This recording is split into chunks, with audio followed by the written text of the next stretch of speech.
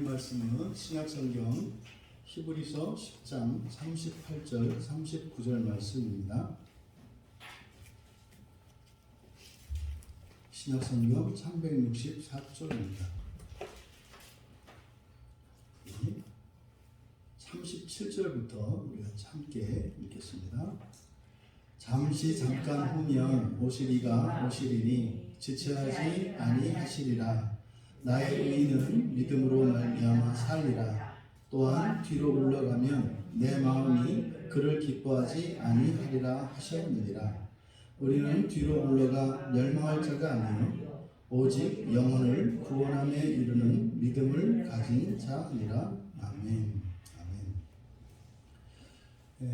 이제 바로 앞에 37절에서부터 이제 39절까지의 이 내용은 하박국 선지자의 그 유명한 의인은 믿음으로 말미암아 살리라 라고 하는 하박국 2장 4절 말씀의 이제 해제입니다. 해설이죠. 이것은 앞에서 바울 사도께서 로마서 1장 17절에서 그리고 갈라디아서 3장 11절에도 인용했던 본문입니다. 시기적으로 보면 히브리서가 이제 맨 뒤에 있습니다. 그러니까 갈라디아서에서 그리고 로마서에서 그리고 히브리서에서 하박국 2장 4절 말씀이 이게 좀 더 구체적으로 이제 완전하게 설명이 되고 있는 그런 문맥이거든요. 근데 바로 앞에 37절의 내용은 지체하지 않고 오고 계시다. 예수 그리스도께서 오고 계시다. 지금 우리말 성경에는 오실 이라고 되어 있습니다만 오실 이가 아니라 오고 계시는 현재 진행이라고 했습니다. 오고 계시는 분. 아직은 아니지만 이제 잠깐 뒤에 오고 계시는 그분이 오실 때 어떻게 하신다? 지체하지 않고 오실 것이다. 그런데 이제 38절에 그러나라고 이렇게 됩니다. 근데 그러나가 아주 완전히 앞에 있는 내용과 정반대되는 내용은 아니고 그러나라고 함으로써 예수 그리스도께서 다시 오시는 것과 관련하여 일어나게 될 결과, 그 결과가 무엇인지를 이제 설명하려고 하는 겁니다. 그러니까 예수님께서 오고 계시는데 마침내 이곳에 이 땅에 오시게 되면 심판이 있을 것이라는 거죠. 왜냐하면 뒤에 있는 내용을 보면 의인은 믿음으로 말미암아 살리라. 그리고 39절에 가면 멸망할 자 이렇게 얘기를 합니다. 그러니까 오늘날 그리스도인들이 놀라울 정도로 망각하고 살아가는 것이 오실 예수 그리스도에 대한 기대나 두려움이 없다는 겁니다. 그러니까 예수를 믿느냐 안 믿느냐, 내가 지금 거룩한 삶을 사느냐 안 사느냐, 내가 온전하냐 온전하지 않느냐, 그걸 가지고 아무리 고민을 하고 아무리 노력을 해도 되질 않습니다. 왜냐하면 그렇게 해야 될 분명한 목표가 있을 때라야 사람은 움직이게 돼 있어요. 사람은 기계가 아닙니다. 그냥 이렇게 하나님의 율법과 말씀들을 머릿속에 이렇게 딱 꼭 집어넣으면 그것을 따라서 그 사람의 이런 전 인격이 바뀌고 행실이 바뀌느냐면 그렇지가 않아요. 설사 옳고 그른 것을 정확히 분별한다 할지라도 원하지 않는 그런 길, 잘못된 그 길임에도 불구하고 여러 가지 관계나 사정과 형편에 따라서 갈 수 있는 게 사람이에요. 동물은 그렇지 않습니다. 동물은 절대로 본능을 거스르지 않습니다. 죽을 길을 찾아 들어가는 동물은 없어요. 식물도 마찬가지입니다. 그러니까 그 어느 것도 다 제 살 길을 찾아서 가는 것인데 유일하게 사람만이 뻔히 죽을 길인 줄 알면서도 들어가는 것이 사람이에요. 그러니까 오늘날 그리스도인들이 자신들의 신앙에 대해서 또 심지어는 교회에 대해서 또 기독교에 대해서 굉장히 불만을 품고 비판을 하고 그렇게 좌절하고 낙심하고 뭐 이렇게 갈등을 겪기는 합니다만 정작 본인들에게는 그런 것이 어떤 영향을 미치지를 않아요.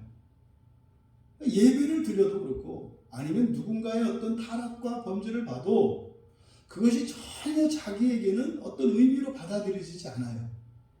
그 이유가 무엇이냐면 오고 계시는 예수 그리스도, 정말 예수님이 빛의 속도로 이 세상을 향하여 오고 계시고 있다는 사실을 실감을 못하는 겁니다. 믿지를 못하는 겁니다. 여러분, 뭐 우주의 크기가 과학자들에 의해서 웬만큼 이렇게 이제 알려져 있습니다만 빛의 속도로 달린다 하더라도 이거는 어마어마한 시간이 걸린다고 말씀을 해요.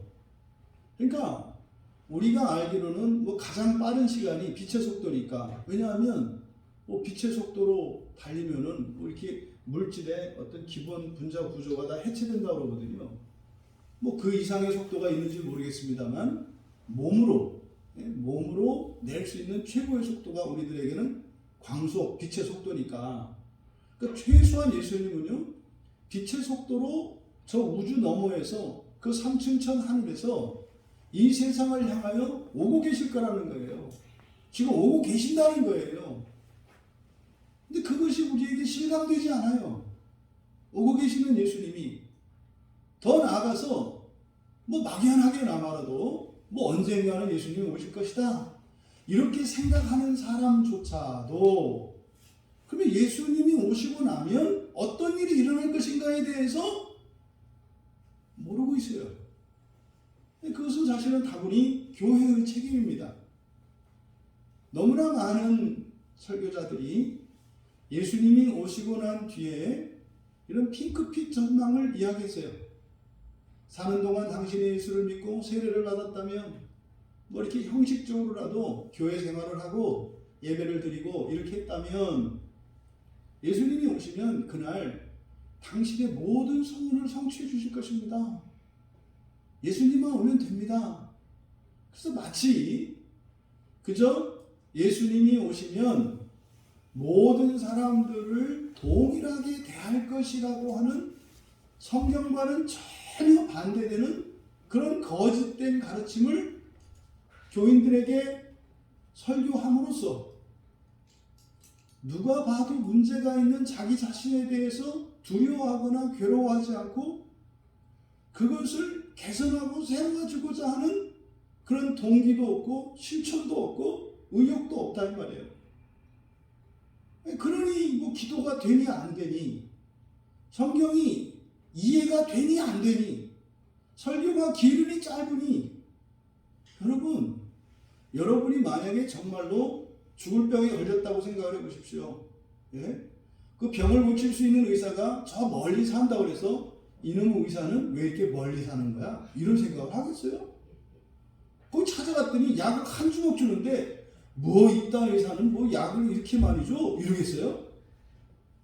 아니 지금 죽고 사는 목숨이 경각에 달려있는데 불평할 게 어디 있어요? 그런데 왜 교회 안에서 그렇게 사람들이 불평하고 투정을 하고 버티게요? 주님이 오시고 계시다는 사실을 망각하고 있고 기껏해야 예수 그리스도께서 다시 오실 것이라고 하는 것을 믿는다고 생각을 하지만 그게 다죠. 그러니까 예수님이 오시면 다예요. 그 뒤에 무슨 일이 일어날지를 모르는 거죠. 이거는 마치 그 어린 학생들이 시험을 앞두고 그저 무조건 시험만 끝나기를 기다리는 거예요. 시험만, 그 시험 치르는 그것 자체가 괴롭고 싫으니까 얼른 빨리 시험만 끝나기를 바라는 거죠. 점수가 어떻게 낙제 점수를 받든지 뭐하든지 상관없이 그냥 시험만 끝나기를 바라는, 이게 오늘날 그리스도인이에요. 여러분, 세상에서도 어떤 학생들이 그런 마음가짐을 살아간다면 그 사람들은 누구예요? 낙제생이에요. 아니 여러분, 이 세상의 학교에서도 낙제받는 사람을 하나님 나라에서 받아준다고요? 어떻게 그런 생각을 합니까? 그걸 은혜라고 합니까? 그건 불법이에요. 은혜가 아니라 불법이에요. 불법. 그러니까 지금 오늘날 종말에 일어날 일들에 대한 잘못된 가르침, 이것이 제가 진단하고 있는 바 교회의 역사 속에서 있었던 모든 부패와 타락과 범죄의 원인이 그겁니다. 심지어 이거는 한 개인의 신앙의 여정 속에서 일어났던 회개하지 않고 고집스럽게 그리고 안이한 마음으로 변함없이 그렇게 죄와 허물 속에서 살아가는 이것의 원인은 바로 종말에 대한 잘못된 이해 때문이다. 지금 여기서 바로 38절에서 대라고 하는 접속사를 통해서 그러나 라고 한 것은 바로 앞에 37절에서 예수님께서 오고 계시는데 지체하지 않고 오신다는 거예요. 반드시 오신다는 거예요. 그리고 그날이 언제인지 알 수 없다는 거예요. 왜요? 역사적으로 우주론적으로는 예수님이 이 땅에 오시는 날은 100년 뒤일 수도 있고 1000년 뒤일 수도 있고 알 수 없어요. 하지만 개인의 종말로는 우리가 오시는 주님을 향해서 우리가 가기도 해요. 그럼 만난다 이 말이에요. 만나는 순간이 언제예요? 내가 죽는 순간이에요. 내가 죽으면 오고 계시는 그리스도와 만나는 일이 일어나요. 그러면 지체 없이 주님을 만나는 거예요. 마지막 숨을 딱 내쉬고 다시 하고 숨을 들이쉬지 못하면 죽는 거예요. 예? 정말로 죽는 거 아무것도 아니에요.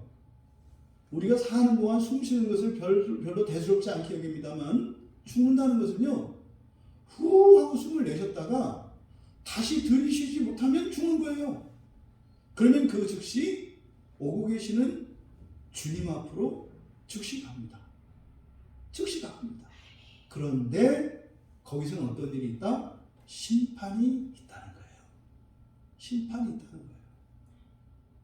유대인들이 예수님을 메시아라고 믿지 않았기 때문에 그리스도라고 믿지 않았죠. 그러니까 그들에게 있어서 이 메시아가 오셔서 이룰 이 심판에 대해서 유대인들은 이게 굉장히 흐릿합니다. 이게 오늘날 교회 안에도 있는 잘못된 종말론이에요. 잘못된 종말론. 심판은 끝났다. 심판은 없다. 심판은 없다. 여러분, 정말 이 잘못된 종말론에 대한 잘못된 가르침으로 인해서 정말 착하고 성실하고 순결한 그리스도인들이 얼마나 많이 범죄했는지 몰라요. 하나님의 말씀을 바로 알았더라면 그렇게 살지 않아요. 저도 제 자신의 삶을 되돌아보았을 때 그렇게 안 살아요. 과거처럼 살지 않습니다. 지금도 그렇게 안 살아요. 근데 돌아보면은요, 정말 몰라서 그랬어요. 그렇게 해도 되는 줄 알았고요. 그렇게 해도 뭐 좀 죄송하기는 하지만 나의 일신상에 무슨 큰 변화는 없다고 생각을 했어요. 이런 죄와 허물을 핑계대고 이렇게 살아갈 때 저 자신을 되돌아보면 자꾸 뻔뻔해졌던 나를 봐요. 이렇게 죄에서 돌이켜 회개하고 이렇게 본성의 변화를 날마다 새로워지기를 중단하고 멈추었을 때 저는 더 뻔뻔해졌고 더 담대해졌던 것을 기억해요. 옛날을 되돌아보면 그래요. 지금은 그렇지 않습니다. 지금은 아주 미세하게나마 조금씩 이 죄의 두께가 얇아집니다. 그것조차도 정말 치열하게 힘을 다해서 매달리지만 깨끗해야 정말 표신하지 않을 정도로 한꺼풀 벗겨내는 거지만 어쨌든 그 일이 계속 되고 있는 것을 발견해요. 그럼 옛날과 지금 비교했을 때 뭐 비교할 수 없이 다른 사람이 되었죠. 근데 그 원인이 무엇이었는가? 결정적인 것이 바로 오고 계시는 예수님과 오고 계시는 예수님께서 행하실 일이 무엇인지를 알았기 때문이에요. 지금은요, 수시로 생각하거든요. 자다가도 생각하고, 길 가다가도 생각하거든요. 주님이 오셔서 내가 주님 앞에 설 때, 또 아니면 내가 지금 죽어서 주님 앞에 설 때, 내가 받을 심판에 대해서 늘 생각을 합니다. 그러니까 나의 어떠한 생각들이나 내 안에 있는 죄와 허물들을 떠올리고 그것을 회개하고 돌이키기를 원하고 그것을 이루어 주시기를 간구하고 은혜를 구하고 하는 일들이 하루에도 여러 차례 계속 일어나는 거예요. 그러니까 늘 주님을 생각하면서 주님과 함께 살 수밖에 없어요. 그러니까 지금 오늘 말씀에서도 재림하시는 예수는 심판주로 오신다는 사실이에요. 보통 우리가 웨스트민스터 신앙 고백에서 예수 그리스도에 대해서 우리가 신앙 고백을 할 때 예수 그리스도는 창조주시고 그리고 구세주시고 그리고 심판주로 우리가 믿습니다.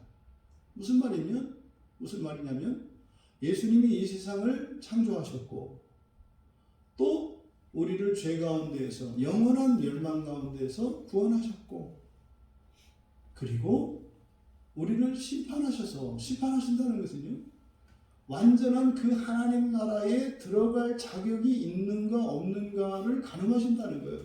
저울에 달아보신다는 거예요. 그래서 심판한다는 의미는요, 종말에 있는 심판인데, 그래서 그 나라에 합당한 자인가를 심판해 본다는 거죠. 그럼 그때 이렇게 달아봐서 너는 자격이 없다 버린다는 의미가 아니에요. 우리에게 요구하시는 분량은 상대적입니다. 개인마다 다릅니다. 그리고 어차피 우리를 달아보시는 것은 하나님 나라에 합당한 자로서 필요한 자질에 억만분의 1도 안 돼요. 그러니까 우리가 인생을 살아가는 동안, 이 세상을 살아가는 동안 우리에게 요구하시는 바가 있어요. 이거는요, 다 감당할 만큼입니다. 감당할 만큼이에요. 각자에게 하나님이 주신 그 분량이 있어요. 그것을 심판하시는 겁니다.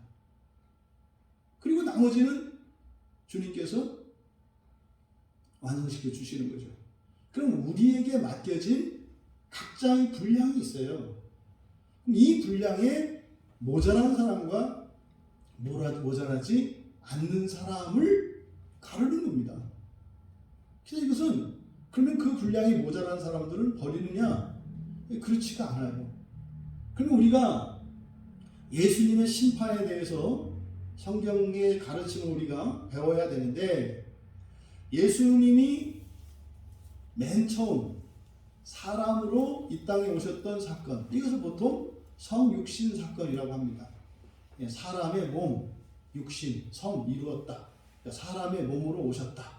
그러니까 마리아에게서 아기 예수로 태어난 사건, 이것을 성육신 사건이라고 해요. 그럼 예수님이 사람의 몸으로 맨 처음 오셨을 때, 그때는 예수님께서 이 세상에 오신 목적이 구원이라고 말씀을 해요.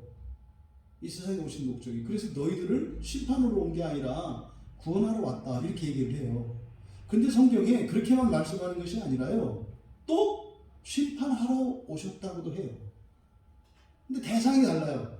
요한복음 12장 47절에 보면 사람이 내 말을 듣고 지키지 아니할지라도 내가 그를 심판하지 아니하노라. 심판주가 아니라는 뜻이에요. 그런데 내가 온 것은 세상을 심판하려 함이 아니요 세상을 구원하려 함이로다. 이렇게 말씀을 해요. 그러니까 심판하러 오신 것은 아니지만 분명히 이 심판에 대해서 예고를 해요. 그러니까 사람들이 예수님이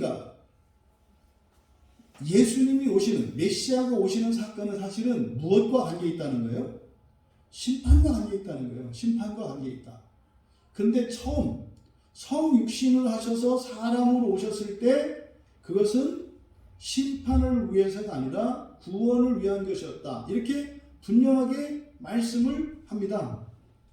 그런데요, 요한복음 3장 17절과 요한복음 3장 18절에 보면 예수님을 믿지 아니함으로 벌써 심판을 받았다라고도 얘기를 해요. 심판을 받았다. 그러니까 심판하러 오지 않으시고 구원하러 오셨다고 말씀을 하셨는데, 그런데 요한복음 3장 18절에서는 독생자 이름 예수죠. 예수를 믿지 않는 사람들은 심판을 받았다라고 이야기를 한다고요. 그럼 여러분들이 이 심판에 대해서 두 종류의 심판이 있다는 것을 아셔야 되는데, 먼저 신자에 대한 심판과 불신자에 대한 심판이 있어요. 신자에 대한 심판과 불신자에 대한 심판. 그런데 요한복음 3장 18절에서 바로 믿지 아니하는 자, 독생자 이름을 믿지 않음으로 심판을 받았다 그래요. 그러니까 불신자들은 어디서 심판을 받아요? 죽어서 심판을 받는 게 아니라 살아서 이미 심판을 받았다 해요. 이미 심판을 받았다 한다고요. 근데 그것은 예수님이 스스로 심판하시는 것이 아니라 뭐요? 스스로 심판당하는 겁니다. 예수님은 구원하러 오신 거거든요. 그러니까 그 구원에 들지 않는 것이 심판에 드는 것이다, 이거죠. 그럼 이게 실질적으로 불신자들에 대한 최종적인 심판은 이제 새하늘과 새 땅이 열리기 전에 이 세상이 완전히 재창조되어서 하나님이 창세기 1장에 기록된 그 창조가 완성이 되는, 그것이 재창조에 의해서 완성이 되는데, 그리고 나면 세상도 다 불에 타서 없어진다고 그래요. 그리고 완전히 다른 새 하늘과 새 땅이 열립니다. 이게 신천신지 아닙니까? 이 신천신지는 요한계시록 21장에서 이제 나오는 거예요. 그때 믿지 아니하는 자, 그들이 살아있는 동안 이미 심판을 받았는데, 그 심판을 받은 최종적인 형벌이 영원한 지옥으로 던져집니다. 근데 그것은 사실은 한 개인이 죽음과 동시에 이제 하나님의 심판 안에 들게 되는데, 최종적으로는 영원한 벌이에요. 영벌에 치여져요, 불신자들은. 근데 불신자들에 대한 심판은 언제 일어난다? 사는 동안 일어난다. 사는 동안. 사실은 불신자의 심판이라는 건 뭡니까? 끝까지 믿지 않는 사람이에요. 끝까지 믿지 않는 것, 그것을 불신자의 심판이라고 한다 이 말이에요.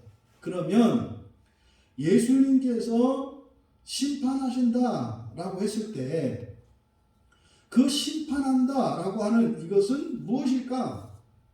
요한복음 9장 39절에는 예수께서 이르시되 내가 심판하러 이 세상에 왔다, 이렇게 얘기를 해요. 심판하러 이 세상에 왔다. 근데 아니, 심판하러 온 것이 아니라 구원하러 오셨다고 말씀을 하더니 또 어디에서는 이렇게 말씀을 하신다고요. 심판하러 왔다. 이때 심판의 의미는 누구냐면 보지 못하는 자들은 보게 하고 보는 자들은 맹인이 되게 하려 함이니라. 예수 그리스도를 영접하는 것과 관계되어 있습니다. 예수님이 오시고 나면은요, 예수님이 오시고 난 뒤에는요, 예수를 그리스도로 믿는 사람과 믿지 않는 사람으로 나뉘죠. 예수님이 오시기 전에는 예수님을 믿는 사람, 믿지 않는 사람이 없어요. 모르니까. 근데 예수님이 아기 예수로 태어나시고 공생애를 시작하셨을 때, 그때부터는 세상이 두 종류로 나뉘어요. 예수님을 믿는 사람과 믿지 않는 사람으로 나눠요. 그러니까 예수님이 요한복음 9장에서 심판하러 오셨다라고 하는 이것은 예수님이 오심으로써 결과되어지는 이 양분되는 두 가지 결과를 말씀하는 겁니다. 하지만 예수님이 지상을 사시는 동안 심판하시는 것은 예수님이 직접 심판자가 되어서 심판하신다기보다는 복음의 기회, 구원의 기회가 주어졌음에도 불구하고 예수님 자체가 구원의 길이니까요. 받아들이지 않음으로써 스스로 심판에 처해지는 것을 의미한다. 그러면 지금 여기서 히브리서 기자가 바로 예수님이 오시면 심판이 있을 것이다. 그리고 38절에서는 살 것이다. 그럼 반대로 죽는 자도 있다는 뜻이에요. 의인은 살 것이다. 그랬으니까 죽는 자도 있다고요. 그럼 여기서 말하는 심판은 장차 종말에 임할 미래의 심판을 말하는 거죠. 앞으로 있을 심판에 대한 경고가 성경에 많이 나와 있습니다. 마태복음에서도 계속적으로 심판에 대한 경고가 나와요. 마태복음 12장 36절에 무익한 말을 해도 심판날에 신문을 받을 거다 그래요. 사람이 무슨 무익한 말을 하든지 심판날에 이에 대하여 신문을 받을 것이다. 그러니까 우리가 했던 무익한 말에 대해서 그 말 뜻이 무엇이었는지, 그 말의 의미가 무엇이었는지를 이렇게 신문을 한대요. 그냥 넌 사형, 넌 지옥, 천국 이렇게 하는 게 아니라 묻고 답한대요. 그렇게 해서 우리의 본성을 항상 그렇지 않습니까? 말이나 행위를 심판을 합니다만 그 행위를 가지고 언행을 가지고 심판하는 목적은 사실은 뭘 심판하는 거예요? 본성을 심판한다고 그랬죠. 그러니까 과거에 네가 이런 말을 했는데 지금도 그런 사람인가 아닌가를 신문하신다는 거죠. 그럼 어떻게 하세요? 똑같은 상황을 연출해 주시겠죠. 네? 예전 같았으면 그런 상황이 딱 되면 벼락했는데 똑같이 이렇게 주시는 거죠. 근데 그때 보면은 벌어가지 않는 거죠. 이게 너하고 상관없는 거네? 이렇게 이제 버리는 거죠. 그러니까 반드시 심판이 있어요. 바울 사도께서도 로마서 14장 10절에서 분명히 이야기한다고요. 우리가 다 하나님의 심판대 앞에 설 것이다. 미래형이에요. 심판대 앞에 설 것이다. 미래형으로 되어 있어요. 모든 사람이 여기서 우리는 누굽니까? 예수 그리스도를 믿는 자들이고요. 그리스도인들이에요. 하나님의 자녀가 된 자들이에요. 이들이 다 하나님의 심판대 앞에 선대요. 그럼 그 앞에서 바울 사도께서 심판을 언급하시면서 하셨던 내용이 뭐냐면 왜 형제를 비판하냐는 거예요. 왜 형제를 업신여기는 거냐요. 여러분, 우리가 교회 안의 지체들을 업신여기고 비판하지 않습니까? 왜 해요? 그게 심판받는 대상이라는 걸 모르기 때문이에요. 그러니까요, 그럴만해서 하는 것이 아니라 그게 무슨 행위인지 모르기 때문에 한다 이 말이에요. 아니 여러분 시간을 딱 멈추고요. 지금 전 세계에 있는 교인들 한 사람 한 사람을 찾아가서 물어본다고 쳐봐요. 그분들이 지금 섬기고 있는 함께 공동체를 이루고 있는 그 교회 안에 이렇게 교회 지체들이 서로 비판하고 업신여기고 무시하고 깔보고 뒤에서 험담하는 일이 일어나지 않는가? 그런 교회가 있느냐고 한번 물어보시라고요. 거의 없을 거예요. 기껏해야 교인에 대한 얘기를 교인한테 안 하고 교회 안 다니는 안전한 제3지대로 가서 얘기하겠죠. 이런 일이 왜 일어나요? 왜 사람들을 보고 무시하고 평가하고 왜 그렇게 정죄하고 그래요? 근데 바울 사도께서 그렇게 하지 말라는 거예요. 그렇게 하는 이유가 뭐라는 거예요? 심판터 앞에 선다는 거죠. 여러분, 만약에 우리가 우리 서로를 이렇게 판단하는 그 기준을 법으로 세운다면 하나님도 그 법으로 우리를 다스리셔야 되거든요. 살아날 자가 없어요. 살아날 자가. 그러니 여러분, 반드시 심판이 있어요. 예수님의 동생님이신 야고보가 야고보서 5장에서 5장 8절과 9절을 제가 읽어드리면 너희도 기일이 참고 마음을 굳건하게 하라.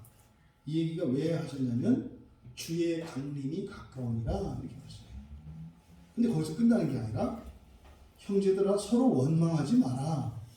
그리하여야 심판을 면하리라. 바울 사도가 하셨던 말씀과 똑같은 말씀을 하죠. 절대 서로가 뭐 옳으니 그르니 더 나으니 모자라니 이런 얘기 하지 말라는 거예요. 안 되기는 다 안 됐어요. 근데 되기도 다 될 거거든요.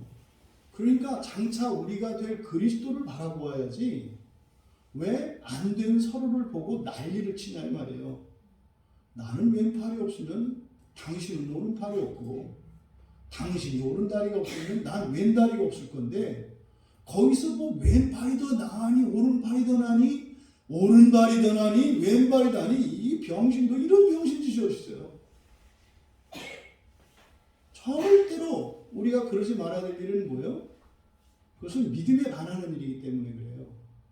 아니, 하나님이 오른쪽 팔이 없는 나를 완전하게 하시겠다는데 왜 거기다 정죄를 해요?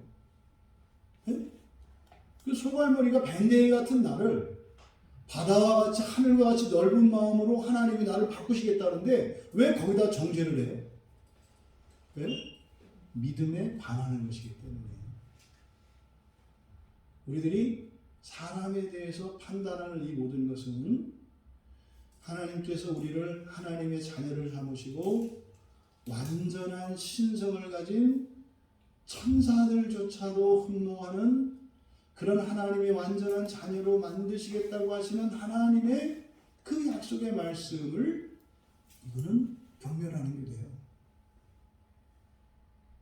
그러니까 우리는요 심판을 잊지 말아야 해요. 그 심판이 반드시 있어요. 우리가 이것을 잊어버리면요 나도 죄짓고 너도 죄짓고 교회도 죄짓고 세상도 죄짓는 거예요. 세상 사람들이 왜 교회를 박해해요? 그 뭔지 모르니까 그러는 거예요. 그러니까요 절대로 건드려서는 안 되는 사람이 있다니까요. 그래서 누구를 건들기 전에 물어봐야 돼요. 예수 믿냐고. 그럼 내비두는 게 신상에 이루어요. 근데 왜 그렇게 하나님 자녀들을 신자들을 막 핍박하고 박해해요? 심판이 뭔지 모르기 때문에. 근데요 불신자들은 그게 정상이에요. 왜? 예수를 믿지 않으니까 당연히 재림도 믿지 않고 당연히 심판도 믿지 않아요. 그러니까 교회를 박해하고 신자들을 정죄하고 비난하는 게 맞아요. 그 사람들은 그 사람들의 논리에 따라서 사는 거예요. 그럼 예수를 믿는 당신은 그러면 안 되죠. 예수를 믿는다는 것은 예수 그리스도의 재림을 믿는 것이고 예수 그리스도의 재림을 믿는다는 것은 예수 그리스도가 재림하시는 날에 심판이 있을 것을 믿는 거예요. 그 날에 어떤 일이 일어납니까? 요한복음 5장 29절에서는요. 생명의 부활과 심판의 부활에 대해서 이야기해요. 지금 이게 오해되고 있는 본문이죠. 생명의 부활은 그리스도인, 심판의 부활은 불신자. 이렇게 이제 보통 설명을 합니다. 근데 그렇게 하면 말이 안 돼요. 그러니까 요한복음 5장 29절에 선한 일을 행한 자는 생명의 부활로 이랬어요. 그러니까 믿는 자는 생명의 부활이 아니라 선한 일을 행한 자는 생명의 부활로, 그리고 불신자는 심판의 부활이 아니라 악한 일을 행한 자는 심판의 부활로 이렇게 되어 있어요. 그러니까 지금 요한복음 5장 29절에서 염두에 두고 있는 이 심판, 생명, 이 부활, 이건 누구를 대상으로 하는 거예요? 믿는 자를 대상으로 하는 거예요. 믿는 자를. 그래서 우리가 종말에 있게 되는 심판은요, 신자에 대한 심판이에요, 여러분. 불신자는 이미 살아서 심판을 받고요. 이미 살아서 예수를 믿지 않은 그것으로 이미 심판을 받았고요. 그래서 죽자마자 그거는 그냥 지옥행이에요. 뭐 더 받을 심판이 없어요. 그거는 삼신제도 뭐 이런 거 없어요. 예수를 믿지 않으면. 그런데 믿는 자 그리스도인들은 그들의 행위에 대한 심판이 있다고요. 근데요 구원이 취소되지는 않아요. 그래서 둘 다 부활을 한단 말이에요.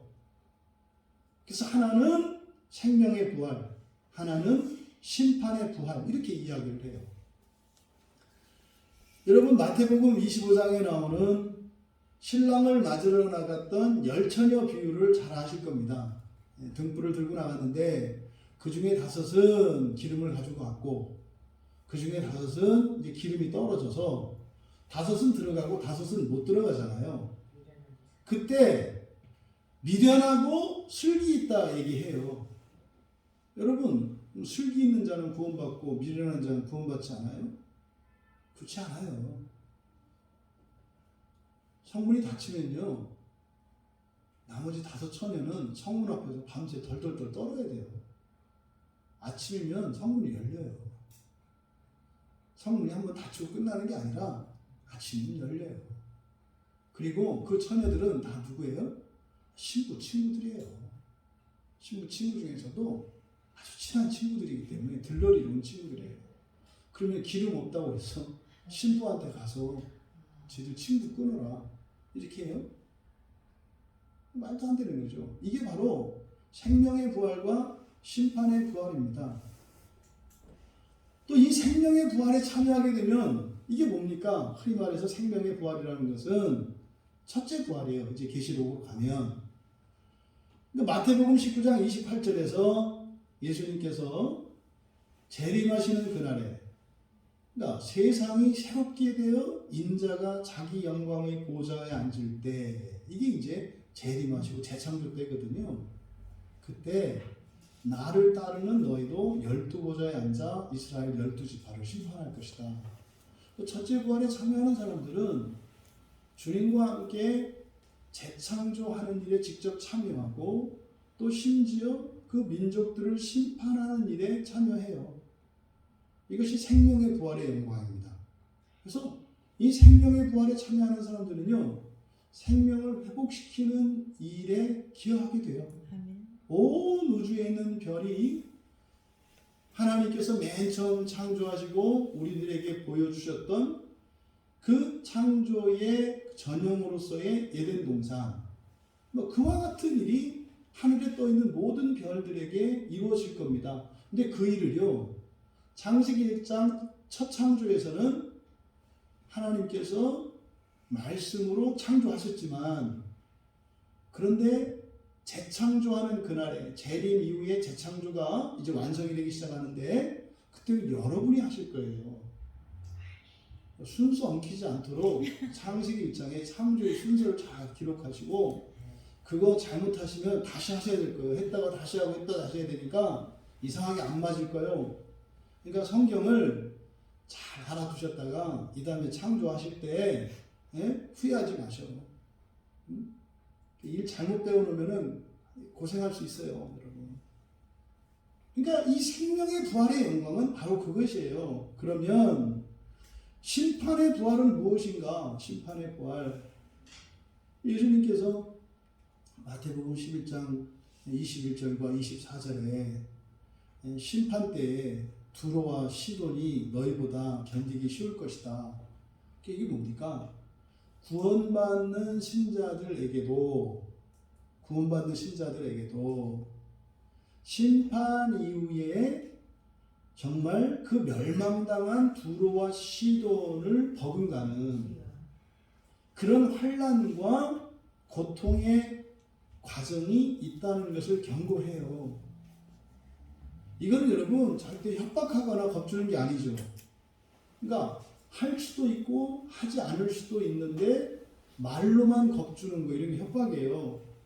하나님의 말씀은 협박이 아니라 이건 뭐예요? 실제 이건 진리고요, 진실이고요, 사실이고요. 이건 변함이 없어요. 그 협박이 아니라 뭐예요? 이건 복음이에요.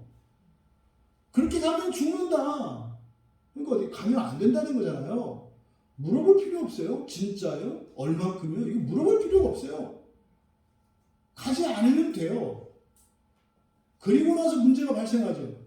가지 않기로 작정을 해도 자꾸 가지는 나. 그죠? 이게 이제 영적인 싸움이란 말이에요. 이것을 하나님께서 아시고 우리에게 주신 복음이 뭐예요? 회개의 복음이라고요. 그러니까 그것을 성공하느냐 성공하지 못하느냐 그건 하나님께 있어요. 우리는요, 그 길을 가기를 원치 않고, 멸망의 길을 가지 않고, 심판의 부활이 아니라 생명의 부활로 가기로 소원을 품고 결단하고 하나님의 은혜를 구하면 가면 되는 거예요. 그러면 나머지는 주님께서 다 알아서 하신단 말이죠. 분명히 성경은 믿는 신자들의 종말, 죽음이겠죠. 예수님이 언제 오실지 모르니까 우리의 죽음 뒤에 반드시 심판이 있다는 것을 말씀을 해요. 그런데 지금 38절에서는 뭐예요? 그 심판에서 살자.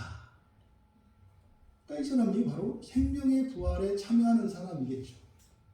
생명의 부활에 참여하는 사람이 있다는 거예요.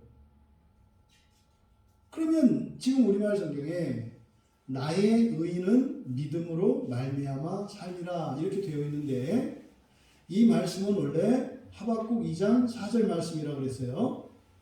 하박국 2장 4절은 이렇게 되어 있습니다. 의인은 그의 믿음으로 말미암아 살리라. 뭐가 다른지 한번 들어보세요. 하박국에는 의인은 그의 믿음으로 말미암아 살리라 이렇게 되어 있고요. 좀 히브리서는 나의 의인은 믿음으로 말미암아 살리라. 비슷한데 다르죠. 네, 달라요. 그런데 로마서 1장 17절과 갈라디아서 3장 11절은 히브리서 이 본문보다 먼저 쓰여진 성경이에요. 거기에는 뭐라고 되어 있냐면 로마서 1장 17절은 오직 의인은 믿음으로 말미암아 살리라 이렇게 되어 있고, 갈라디아서 3장 11절에는 오직이 빠지고 그냥 의인은 믿음으로 살리라 이렇게 되어 있어요. 그러니까 갈라디아서와 로마서에 쓰여진, 그러니까 하박국을 인용할 때 기록한 내용과 지금 이곳 히브리서 10장 38절에서 기록한 내용에 미세한 변화가 있어요. 근데 이게요, 그냥 미세한 변화가 아닙니다. 엄청난 변화예요. 엄청난 변화. 왜냐하면 이게 지금 구원과 관계된 것이기 때문에 소유격 하나가 이거는 구원의 그 수준과 질을 결정하거든요. 엄청난 변화예요. 그러면요, 지금 이 말씀이 신약 성경에서 구약 성경을 인용할 때는 70인역 성경을 인용한다고 그랬잖아요. 70인역 성경. 그런데 70인역 성경을 인용을 했는데요, 거기에 70인역 성경에는 나의라고 하는 소유격이 있어요. 나의라고 하는. 근데 원래 구약 히브리어 구약 성경, 원래 구약 성경에는 그의라고 되어 있어요. 그의. 그러니까 그의라고 하는 말을 70인역에서 번역할 때 나의라고 번역을 했어요. 그러니까 이거는 완전히 잘못된 거죠. 그의라는 말과 나의라는 말은 다르잖아요. 이거는 나의 것입니다. 이것은 그의 것입니다. 완전히 달라지잖아요. 소유자 주권이 달라진다고요. 그런데 70인역 성경에서 하박국 2장 4절의 말씀을 번역할 때 왜 히브리어 성경에서 그의라는 말을 나의라는 말로 번역을 했을까? 의역한 거거든요. 요지는 히브리 성경에서는 그의라고 되어 있는 이것이 오해의 여지가 있어요. 그의 할 때 그가 누구냐 이거예요. 구원받는 나냐 아니면 하나님이냐, 구원하시는 하나님이냐, 이게 정확하지가 않아요. 그러니까 해석하기 나름이에요. 왜? 거기 그의라고 되어 있으니까 그의는 구원받는 사람도 되고 구원하시는 하나님도 되거든요. 그래서 70인역에서 번역할 때 그의는 구원받는 사람이 아니라 누구다? 하나님이시다. 그러니까 70인역에서 나의라고 소유격을 바꾼 이유가 바로 의인은 살리라 했을 때 믿음으로 사는데 그 믿음이 누구의 믿음이다? 하나님의 믿음. 네. 하나님의 믿음이다라는 것을 이제 하박국 2장 4절을 70인역에서 번역할 때 그렇게 번역을 한 거예요. 그래서 우리들이 흔히 말하는 이거 이신칭의의 핵심이 되는 구절이거든요. 네? 이게 오직 믿음으로 산다 할 때 이 믿음. 그런데 이게 지금 어떻게 오해되고 있다고요? 내가 믿어야 구원받는 거. 그러니까 은혜라고 하는데 내가 믿어야 구원받는다고 하니까 그럼 내가 믿음이 있어야 되는데 또 그것도 은혜라네? 무슨 말인지 모르겠어요. 그때 왜 그게 은혜냐 했더니 또 그걸 하나님이 주시는 거라네? 그러면 나는 안 믿어도 되겠네요? 또 그건 아니라 네가 믿어야 된다네? 그러니까 어떻게 하라는 거예요? 그럼 결국 하나님 마음이네? 그러니까 이게 지금 아직도요, 너무나 이게 지금 번역된 지가 너무나 오래됐는데도 이 구절 하나도 제대로 이해가 안 되고 있어요. 그리고 실제로 그 히브리어로 쓰여 있는 하박국서 2장 4절에 그 의라고 하는 이것은 우리말 성경에 그의 믿음으로 이렇게 돼 있어요. 믿음을 수식하는 말로 돼 있거든요. 근데 이거를 70년에 나의로 바꿨다 그랬잖아요. 근데 또 이 나의를 위치를 바꿔버렸네요. 또 그 히브리서, 그러니까 그 구약 성경, 히브리어 구약 성경을 70인용으로 번역할 때 소유기 위치를 또 이렇게 바꿔버렸어요. 그러니까 이게 왜 이걸 바꿨지? 그러면 하나님의 믿음인지 하나님의 의인인지 이게 또 헷갈리는 거예요. 누구를 수식하느냐? 그러니까 지금 우리말 성경에서는 나의라고 하는 말을 누구를 수식하는 걸로 했어요? 의인을 수식하는 걸로 되어 있잖아요. 나의 의인은 이렇게 되어 있잖아요. 그런데 구약을 해설한 70인역 성경에서는 사실은 강조하고자 하는 바는 바로 그 믿음은 나의 믿음이 아니라 하나님의 믿음이라는 걸 강조하려고 한 거거든요. 근데 히브리서 기자가 이렇게 써놓은 것은 둘 다 복합적으로 나타내는 거예요. 왜냐하면 이 문장이요, 나의 의인은 믿음으로 말미암아 살리라 이렇게 돼 있지 않습니까? 이게 근데 해석이 두 가지가 가능한 문장이에요. 우리말대로 이렇게 믿음으로 말미암아 살리라 이렇게 번역할 수 있습니다만, 믿음으로 말미암는 나의 의인 이렇게 해석할 수 있는 거예요. 그러니까 믿음에서 나온 의 이런 뜻이에요. 믿음에서 나온 의는 이렇게 번역할 수도 있다. 근데 내용은 같은 내용입니다. 여기서 그러니까 히브리서 기자가 사실은 지금 제가 막 왔다 갔다 지금 복잡하게 얘기를 했으니까 여러분들이 지금 헷갈리는 게 정상이에요. 뭐 제가 한 말을 어떻게 다 외우겠어요? 뭐가 잘못되게 됐다고 하는데 뭐 했다 도대체 그거 어땠다는 거야? 그래서 지금 결론을 말씀을 드리면 여기서 지금 말씀하시고자 하는 바 이것이 뭐냐면 나의 의인, 우리말 성경을 기준으로 설명하는 겁니다. 나의 의인이라고 되어 있는데 이 나의 의인이라고 하는 것은 갈라디아서 3장 11절에 따라서 율법의 의가 아니라 믿음의 의입니다. 율법의 의가 아니라 믿음의 의. 또 하나님의 의. 그럼 어떻게 되세요? 사람의 의가 아니라 하나님의 의. 이렇게 되는 거죠. 여러분들이 의라고 할 때는 완전함이라고 했어요. 완전함 할 때는 두 가지를 여러분들이 생각을 하셔야 된다. 첫째, 율법의 의냐, 믿음의 의냐.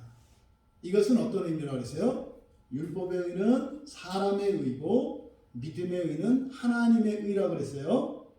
이때 사람의 의라고 하는 것은 사람으로서 완전한 것을 의미하는 것이고 하나님의 의라고 하는 것은 하나님으로서 완전한 것. 다시 한번 정리할게요. 의라고 할 때는 성경에 두 개의 개념이 있다. 율법의 의, 믿음의 의. 율법의 의는 사람의 의, 믿음의 의는 하나님의 의. 이것은 무슨 뜻이다? 사람으로서 완전한 것, 하나님으로서 완전한 것. 이 두 가지 개념을 여러분들이 알고 계셔야 돼요. 그래서 구약 성경에서 의에 대해서 이야기할 때는 무엇을 이야기해요? 사람으로서의 완전한 사람이에요. 완전한 사람. 율법으로 말미암는 율법의 의고 이것은 사람으로 말미암는 거예요. 그럼 신약에서 이제 구약에서 흐릿했던 구약에서는 있어요. 근데 알지 못해요. 신약 성경이 신약의 계시가 있기 전에는 구약에 있는 걸 알지 못해요. 그게 무슨 의예요? 믿음의 의, 하나님의 의거든요. 그러니까 여러분들은 그것을 알죠. 그러니까 이게 혼동이 되면 교회 안에서 추구하는 의가 하나님의 의가 아니라 사람의 의라면 그것은 믿음을 얘기하든 메시아를 얘기하든 십자가의 대속을 얘기하든 하든지 다 무슨 의에 대해서 얘기하는 거예요? 율법의 의를 얘기하는 거예요. 암만 은혜, 사랑, 예수 그리스도의 대속, 성부, 성자, 성령, 삼위일체 무슨 별의별 말을 다 해도 사람의 의를 추구한다면 그건 율법의 의가 되는 거예요. 아니다. 우리는 구약하고 다르다. 그렇지. 구약에는 재물도 제대로 사와야 되고 제사도 잘 지내야 되지만 너는 엉망진창으로 살아도 되지. 그러니까 이 기독교를 완전히 쓰레기 같은 저급한 종교로 만들어버렸어요. 왜? 이게 엉켜서 그래요. 엉켜서. 여러분 성경에서 의에 대해서 이야기할 때는 사람의 의에 대해서 먼저 말씀하시고 결국은 하나님을 통해서 사람을 하나님으로 바꾸시는 얘기라고요. 하나님의 의예요. 이게 바로 믿음의 의의 핵심입니다. 그러니까 여기서 지금 나의 의인이라고 할 때 이것은 바로 갈라디아서 3장 11절에 따르면 뭐예요? 율법의 의가 아닌 복음의 의요. 그리고 이것은 하나님의 의, 사람의 의가 아닌 하나님의 의다. 또 로마서 1장 17절에 따르면 로마서 1장 17절에는 그렇게 되어 있어요. 복음에는 하나님의 의가 나타나서 믿음으로 믿음에 이른다. 이게 지금 이해 안 되는 말이에요. 많이 이해 못하고 있는 말이에요. 사람들이. 믿음으로 믿음에 이른다. 이게 잘못하면 순환론에 빠집니다. 그러니까 믿음으로 믿음에 이른다는 게 무슨 말이에요? 믿어서 믿는다는 거예요. 그게 무슨 말이냐고 그게. 네? 근데 바로 앞에 뭐라고 그랬어요? 하나님의 의가 나타나서 믿음으로 믿음에 이른다 그랬잖아요. 믿음에서 나와서 믿음으로 간다. 그러면은요, 앞에 있는 믿음과 믿음으로 할 때 이 믿음과 이르는 믿음, 믿음에 이른다 할 때 믿음은 다른 믿음이에요. 앞에 있는 믿음은 누구의 믿음이에요? 나타난 하나님이에요. 하나님의 믿음이라고요. 그래서 로마서 1장 17절에 따르면 하나님의 믿음으로 믿음을 가지는 자, 여기 나의 의인이에요. 그러니까 여러분들의 구원의 기초는, 그 구원의 근거는 누구의 믿음이라고요? 하나님의 믿음이에요. 여러분들이 암만 여러분 부모님을 안 믿어도 부모님은 여러분을 믿어요. 내 새끼라는 걸. 자식들은 안 믿을 수 있어요. 근데 부모의 믿음은요, 자식이 하는 거에 따라서 믿음이 흔들리는 게 아니에요. 아니, 그걸 내가 낳았는데 그걸 아니라고 하면 어떻게 해? 아니라고 한다고 해서 그게 아닌 게 되냐고요. 네? 그러니까 여러분의 믿음은 우리가 믿음을 이야기할 때 항상 자꾸 나의 믿음 하니까 그건 나의 믿음이 아니라 확신이지. 확신과 믿음은 달라요. 확신은 신념이잖아요. 내가 그렇다고 그냥 이렇게 확신하는 거죠. 믿음은 그런 게 아니에요. 믿음은 사실이에요, 사실. 여러분이 확신한다고 해서 이게 사실이에요? 예? 이것도 먹어도 된다고 확신할 수 있어요? 누가 여기다가 물 타가지고 물 속에다가 뭘 섞었는지 안 섞었는지 어떻게 알아요? 이거 뭐요? 우리의 확신은 나의 지식에 기초해요. 근데 나의 지식은요, 온전하지 않잖아요. 그럼 내 믿음은 온전할 수 있어요? 없어요? 없어요. 사람의 믿음은 절대로 온전할 수가 없어요. 원래 온전할 수 없는 거예요. 근데 자꾸 제 믿음이 온전하지. 원래 온전하지 않아요. 죽을 때까지 온전하지 않을 거예요. 그러니까 믿음으로 구원에 이른다 할 때 그 믿음은 이게 루터가 착각한 거예요. 루터가 착각한 거예요. 사실 루터가 이게 내가 경건한 삶을 살고 회개하고 이렇게 한다고 해서 죄와 싸워서 죄 짓지 않고 죄가 들 때마다 회개하고 나를 고행하고 이렇게 되는 게 아니구나. 뭐예요? 구원받을 수 없다는 얘기예요. 루터라는 사람이 굉장히 겁이 많고 소심한 사람이었거든요. 미치겠는 거예요. 구원받고 싶은데. 그러다가 이 말씀을 딱 보니까 믿음으로 사는 거라고. 내가 믿으면 되는 거구나. 내가 고행하는 게 아니라 내가 믿으면 되는 거구나. 루터조차도 이걸 잘못 이해한 거예요. 그러니까 오늘날도 많은 사람들이 기독교인 하면은 부정적인 이미지가 뭐예요? 바늘도 안 들어가는 사람들이에요. 일명 환자들. 이 환자들은 자기가 믿으면 하나님도 못 꺾어요. 사람들은. 아니라는 거, 내가 맞다는 거. 이런 사람들이 주로 누구예요? 그래도 교회 안에서 경건한 생활을 하고요. 보통 사람들보다는 좀 나아 보이는 사람들에게서 나타나는 거예요. 이런 고집스러움들, 이게 뭐예요? 이거는요, 여러분, 나의 확신이에요. 사람의 확신. 하나님의 믿음은요, 자기가 쌓고 있는 성을 허물어뜨려요. 경계가 없어요. 하나님의 믿음을 가지고 있는 사람들은요. 왜? 내가 믿는 이유가 하나님이기 때문에요. 내가 봤을 때는 나도 소망이 없어. 절대로 소망이 없어. 근데 하나님이 나를 믿으신다고 하니까 그러니까 소망이 있는가 보다 믿는 거예요. 나의 기초가 있어요. 있지 않아요. 그러니까 어떻게? 이건 동일하게 다른 사람들에게도 적용이 된다고요. 그럼 내 확신이 되면 어떻게 되는 줄 아세요? 결국은 자기 지식의 울타리에 갇히는 거예요. 사람의 믿음은 자기 지식이거든요. 자기가 가지고 있는 자기 지식을 믿는 거죠. 경험도 마찬가지입니다. 그러면요, 사람의 확신은 오히려 담장을 쌓아요. 보세요, 지금. 우리나라에 있는 여러 교단들이 어떤 상황인가 보세요. 왜 교단끼리 서로 대치해요? 하나님의 믿음이 아니라 나의 믿음, 나의 지식을 추구하니까. 우리 교단의 교리가 성경적이라는 거죠. 근데 저쪽 교단은 또 아니죠. 그쪽이 맞다는 거죠. 그럼 이것이 하나님의 믿음이 아니라 사람의 믿음이라는 걸 어떻게 알아요? 서로 사랑하지 않고 서로 경쟁적으로 살아가니까 그건 하나님의 믿음이 아닌 거예요. 하나님의 믿음 안에서는요, 차별이 없잖아요. 부한 자나 가난한 자나, 예? 존귀한 자나 천박한 자나, 예? 순결한 자나 음란한 자나, 하나님 믿음 안에는 같이 있어요. 이게 이제 사람들의 눈으로 보면 차별로 보인다고. 어떻게 아침부터 일한 사람하고 저녁 때 온 사람하고 일당을 똑같이 쳐주세요? 아니, 네 일당을 깎아서 줬냐고. 내가 더 줬는데, 야, 우리 주인은 참 인자한 분이시다. 이래야지. 왜 그걸 부당하다고 생각을 하냐 말이에요. 어떻게 한다 했어요, 그러면? 그거 속상해서 그냥 일당 받으면 술 먹고 다 날려버린다니까. 그 다음에 아침에 속 쓰리고 몸 피곤해서 일 못 나가고요. 어제 일당 술값으로 다 날렸고요. 망해요. 오히려 그러면 그 사람이 그 자비하신 주인에 대해서 감사하고 찬양을 하면 어떻게 되겠어요? 그 다음날 갑자기 몸살이 났는데 일자리 못 나가겠는 거죠. 한 번도 지각한 적이 없는데.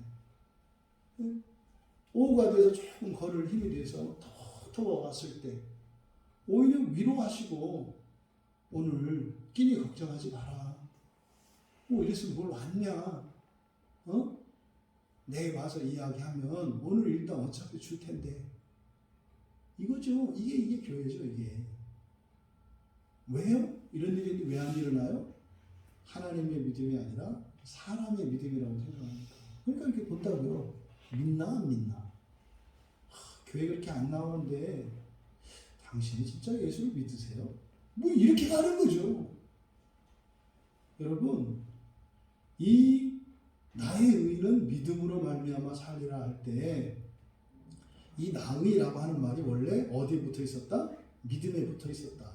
믿음에 붙어 있었다. 나의 믿음이다. 하나님의 믿음이다. 네?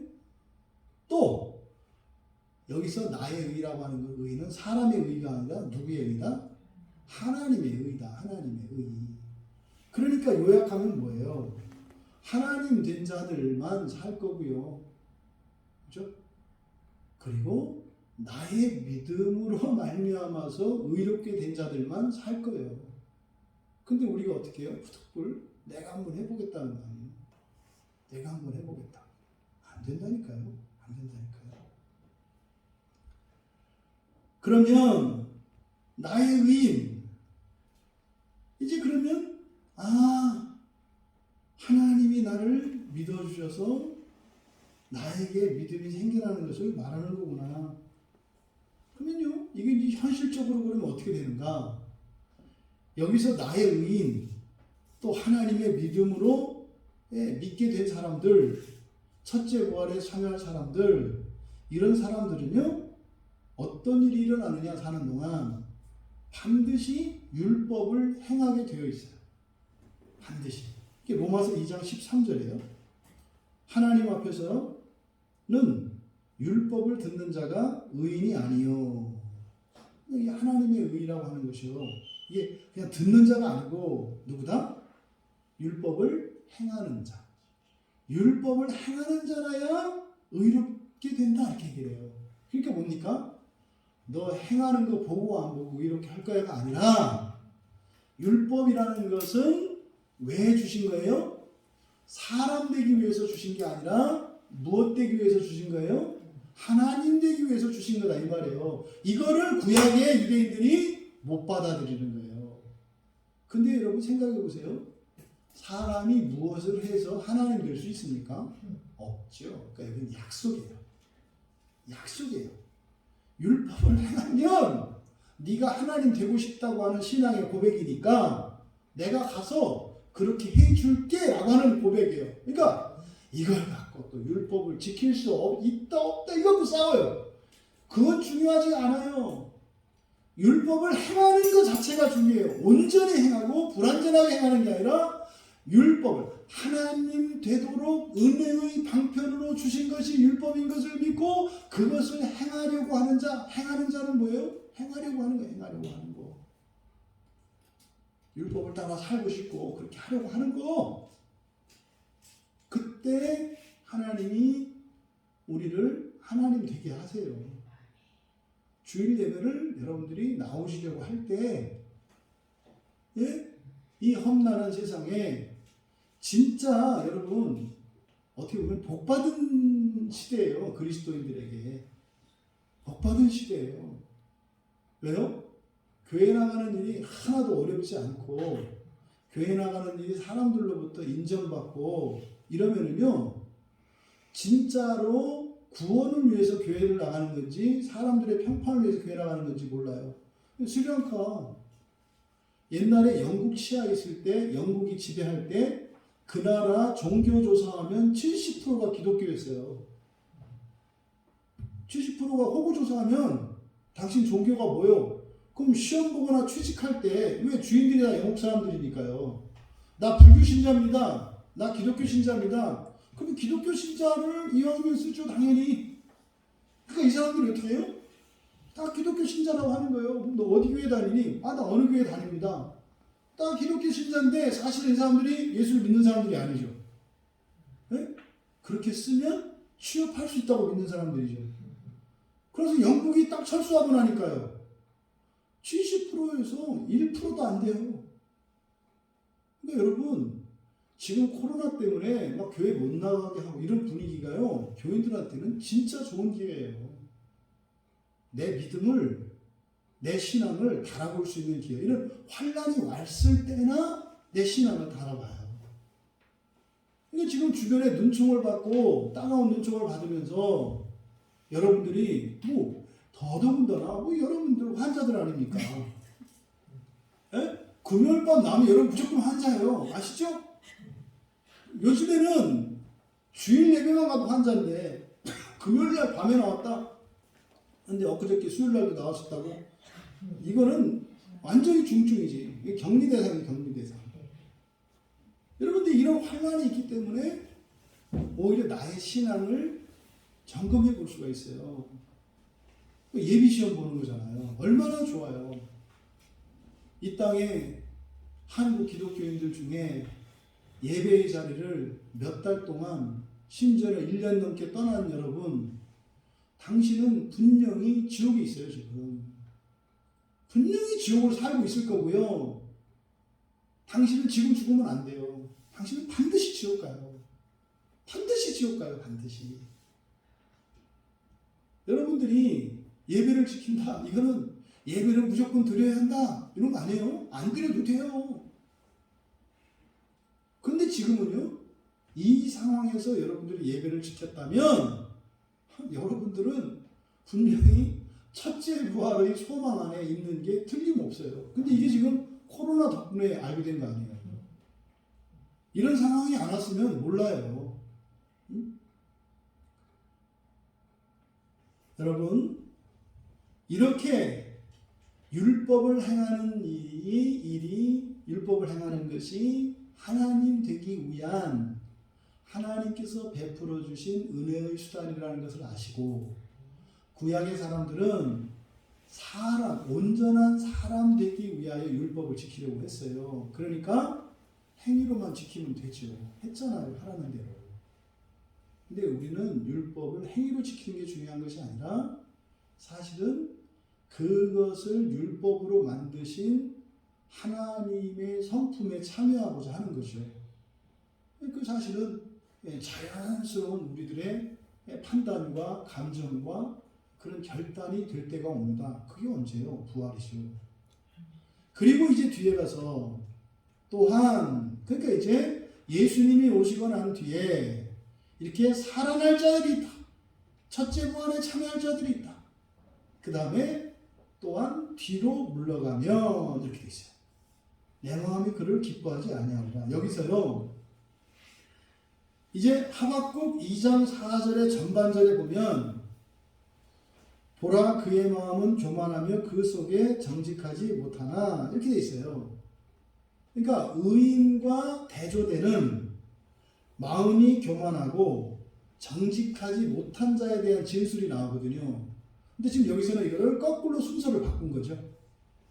그러니까 정직하지 못한 자를 뒤로 돌린 겁니다. 그래서 38절 하반절 이하에서 39절의 상반절, 여기는 바로 하박국 2장 4절의 전반부, 의인에 들지 못한 자들이잖아요.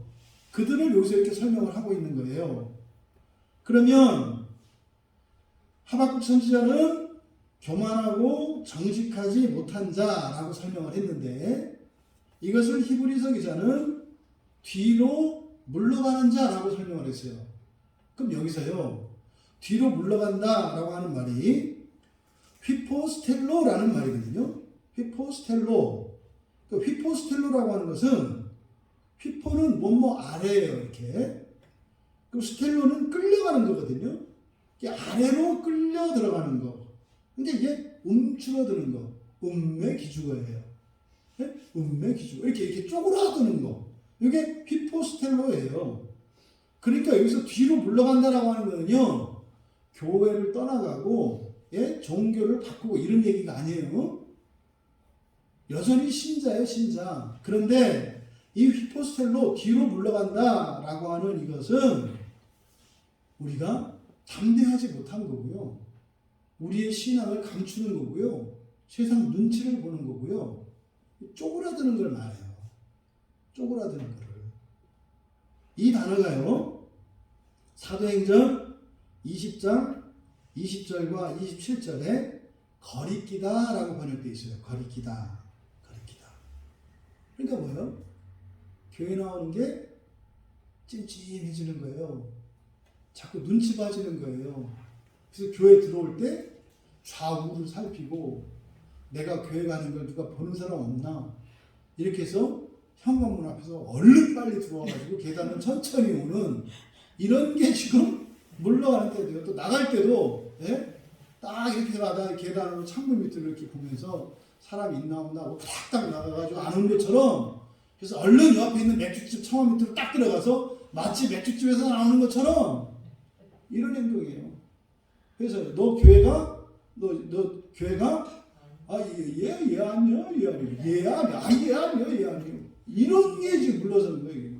그러니까 자신의 신앙의 자리에서 움츠러드는 거예요. 그러니까 뭐예요? 환란이 왔을 때, 시험과 박해가 왔을 때 움츠러드는 거예요. 이게 뒤로 물러가는 자예요. 뒤로. 지금 히브리서 기자가 염두에 두고 있는 게 이거예요. 유대교에서 개종해서 넘어왔다가 자꾸 집안 문제 걸리고 이런저렇게 하니까 또 다시 어떻게 해요?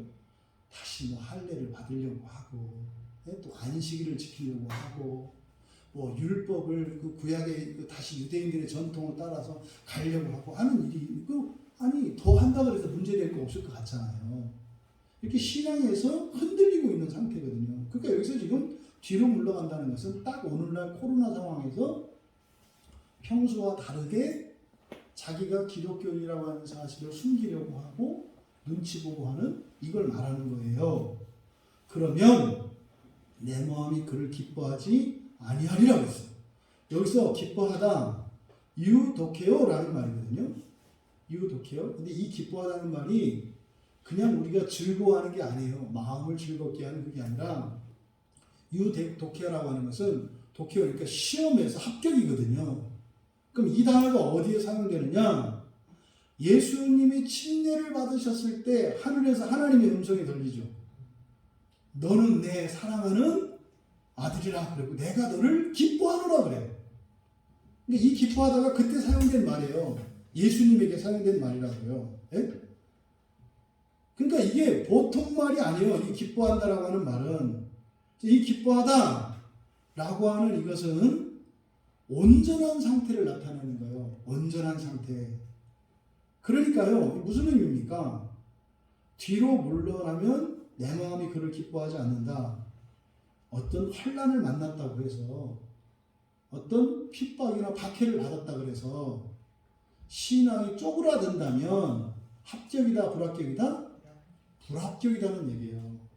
여기서 그를 기뻐하지 아니하리라 라고 하는 것은 넌 아직 덜 익었어.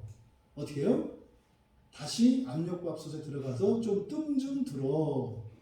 이게 뭡니까? 이게 지옥에 들어가는 거예요. 지옥에. 아시죠? 밥할 때 빨리 열었다가 설면 그거 익히려면 얼마나 어려운지 밑에 바닥에 타서 눌어야 위에 거 이거예요. 그러니까요. 사는 동안 설 익지 마시고 잘 익은 밥이 되시길 바랍니다. 그래서 기뻐하시는 여러분 되시길 바라요. 그리고 이 단어가 여기 히브리서 10장 앞에 6절과 8절에 쓰였거든요. 전부 제사와 관련해서 쓰였어요. 하나님이 제사를 기쁘시게 받으신다. 그건 뭐예요? 온전한 제물로 온전히 드리는 제사. 그래서 여기서 말하는 기뻐하다라고 하는 이 단어는 바로 보다 온전함의 상태를 이루는 것이다. 그래서 이렇게 환난과 핍박을 만났을 때 신앙이 움츠러드는 자는 온전한 구원, 즉 첫째 부활에 이를 수 없는 상태다라는 것을 가르쳐줘요. 이걸 가지고 또 저한테 첫째 부활에 참여한다는 위로의 말을 듣기 위해서 질문하려고 하는 이런 악한 시도는 버리세요. 여러분 스스로 해결하세요. 여러분이 만약에 이런저런 환경에 의해서 여러분 신앙이 오락가락 한다면 절대 첫째 부활에는 참여하지 못해요. 바꾸면 뭐예요? 여러분 지옥은 따는 당상이에요. 저한테 뭐라고 하지 마세요. 저는 어느 누구도 지옥에 가지 않기를 바라요. 근데 여러분들이 한 입으로 두 말하는 거 아시죠? 나는 첫째 부활에 참여하고 싶어요. 그렇게 해놓고 하나님이 기뻐하지 않는 합당하지 않은 이런저런 핑계를 대며 살고 있으면서도 계속 살려고 해요. 그거 어떻게 해라? 그냥 한 길로만 가라. 응? 멋있게 의연하게 지옥을 향해서 가든지 아니면 결단하고 첫째 부활을 향해서 육체의 연약함과 이런 세상에 대한 정욕과 탐심을 버리고 그 길을 가든지 둘 중에 하나만 정해라. 결정 못하면 어떻게 돼요? 아무것도 아니에요. 아무것도 아니에요. 그것을 뒤에서 이제 이야기해요. 39절에 가면 우리는 뒤로 물러가 멸망할 자가 아니요. 그러니까 지금 38절과 39절은 어떻게 되어 있습니까? 구조가. 겉에 의인, 그렇죠? 온전한 구원에 이를 자가 겉으로, 그리고 멸망할 자를 가운데 집어넣었잖아요. 그러니까 히브리서 기자의 의도는 뭔 거예요? 우리 안에 있는 멸망할 것들을 어떻게 해라, 온전한 구원에 이를 수 있도록 바꿔가라고 하는 의도를 지금 나타내고 있어요. 여기서 멸망하다, 이게 아폴레이아라는 말이거든요. 아폴레이아. 그럼 이 멸망하다라는 말은 예수님께서 넓은 문과 좁은 문에 대해서 말씀하잖아요. 마태복음 7장 13절에 크고 넓은 문으로 들어가는 게 이 멸망하는 거예요. 크고 넓은 문으로 가는 거. 이것이 또 성경에서는 허비하다라고 쓰여 있어요. 그런 거죠. 교회를 다녀요. 예수를 믿고 예배도 드리고 성경도 보고 기도도 해요. 그런데요, 허비할 수 있어요. 어디로 가면? 크고 넓은 문으로 가면. 크고 넓은 문이 뭐예요? 내가 하고 싶을 때 하고, 이런 핑계 저런 핑계를 대고 신앙을 감추고 쪼그라들고 하는 거. 넓잖아요. 하고 싶을 때 하고, 하기 싫을 때 안 하고. 할 수 있을 만할 때 하고, 하기 어려울 때 안 하고. 좋잖아요. 이게 크고 넓은 문이에요. 해도 되고 안 해도 되고. 이게 크고 넓은 문이라고요. 그럼 이때 멸망한다는 것은 영원한 지옥에 던져지는 게 아니죠. 바로 심판의 부활을 이야기하는 거예요. 심판의 부활. 그래서 베드로후서에 베드로 사도가 베드로후서 2장에서 이 단어를 또 사용하거든요. 베드로후서 1장 2장 1절과 2절 여기 보면 멸망하게 할 이단 이렇게 되어 있어요. 그러니까 뭐예요? 거짓 가르침과 관련해서 이 단어를 쓰고 있다고요. 잘못된 가르침. 지금 한국 교회는 심각하게 멸망할 가르침이 가르쳐지고 있어요. 뭐예요? 예수를 믿으면 심판받지 않는다. 이거 반드시 멸망하는 거짓 가르침이에요. 성경은 그렇게 나와 있어요. 예수 믿으면 됩니다. 뭐라고 했어요? 예수 믿으면 됩니다 라고 하는 사람들이 마음속으로는 어떻게 생각한다고요? 그런데 너는 예수를 안 믿어, 이런 생각한다고요. 너는 가짜야. 이건 마귀짓이라고요. 마귀짓이라고요. 그러면 그들을 향해서 얘기를 해야죠. 진짜로 예수를 믿으면 당신 같지 않아요. 진짜로 예수를 믿으면 지옥 가지 않아요. 그러니까요, 보통 사람들이 예수를 믿는다고 할 때 그 예수를 믿는다는 게 어떤 사람들을 말하는 거예요? 첫째 부활에 참여하는 사람을 일반 교회에서는 예수를 믿는 사람이라고 얘기하죠. 그럼 어떤 문제가 생겨요? 어리석은 자들, 연약한 자들, 물러서는 자들, 이런 자들은 부활에 참여하지 못한다고 얘기한다고요. 참여한다니까요.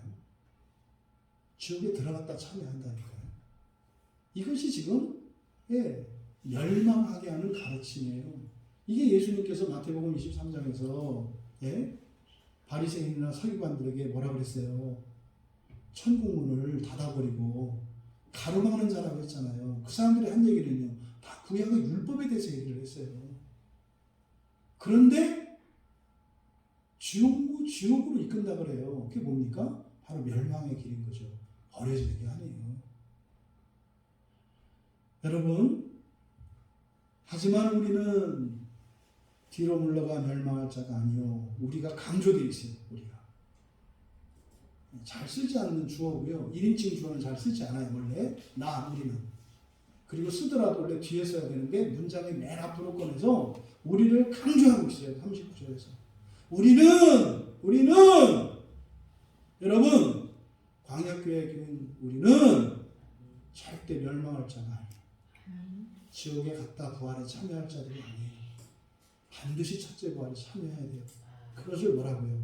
오직 영혼을 구원함에 이르는 믿음을 가진 자니라. 그래서 많이 의역했어요. 그래서 영혼을 구원함에, 구원한다라고 되어 있는데 이 구원은 우리가 얘기하는 구원이 아니에요.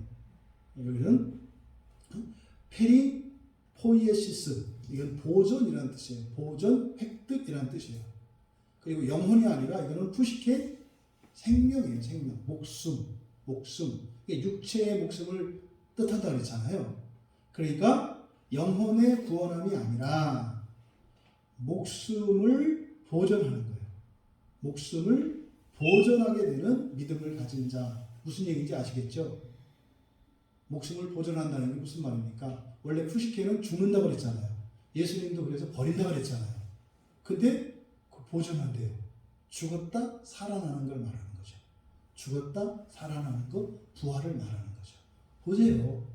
제가 기승전, 첫째 부활, 기승전 하나님, 제 얘기가 아니잖아요. 여기 써있잖아요. 우리는 오직 생명의, 그러니까 목숨의 보존에 이르는 믿음을 가진 자니라. 이 믿음은 누구의 믿음이에요? 하나님의 믿음.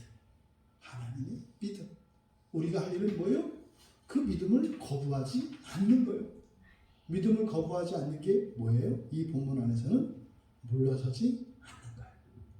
물러서지 않는 거예요. 여러분 일신상에 또 환경적인 이런저런 어려움이 있을 때 주변 사람들로부터 눈총을 받을 때 여러분의 신앙에서 물러서지 마십시오. 그래서 그 하나님의 믿음의 의를 이루시는 우리 모두 되시기를 주님의 이름으로 축원합니다.